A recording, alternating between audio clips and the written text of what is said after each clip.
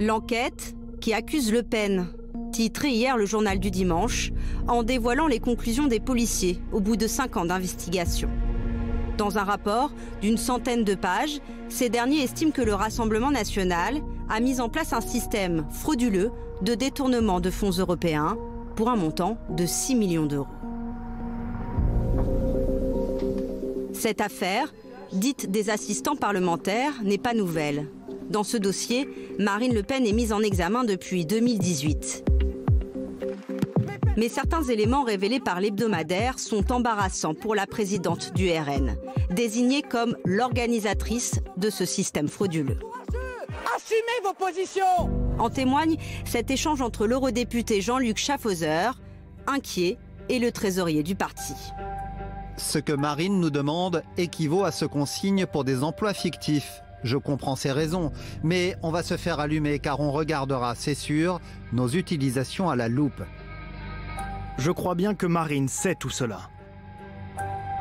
Dès la publication de l'article, Marine Le Pen dénonce sur Twitter une manœuvre politique. Le JDD, organe officiel du pouvoir macroniste, dénonce-t-elle, ressort la même sempiternelle affaire, comme à chaque élection. Tout comme Donald Trump et ses fake news, Marine Le Pen se défend en s'attaquant aux médias. TF1, vous êtes des menteurs et des manipulateurs, s'indigne-t-elle encore une fois sur Twitter. Et c'est à Vallerand de Saint-Just que revient la tâche de mettre en cause le garde des Sceaux. Nous pouvons véritablement accuser le ministre Dupond-Moretti d'être à l'origine de cette fuite. Dupond-Moretti passe sa vie à dire « je vais nuire le plus possible au Rassemblement national à Marine Le Pen ». Il abuse manifestement de sa fonction.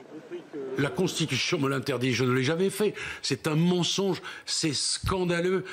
Et moi, je lui demande à Madame Le Pen et à ses camarades de respecter la police. On nous donne en permanence des leçons. C'est-à-dire que la police, il faut la respecter, sauf quand ça la concerne. Dans ce dossier, les avocats du Rassemblement national ont tout fait pour jouer la montre, multipliant les recours pour rendre difficile la tenue d'un procès avant l'élection présidentielle. Et ils y sont parvenus. Aucun renvoi devant le tribunal ne sera possible d'ici le printemps 2022.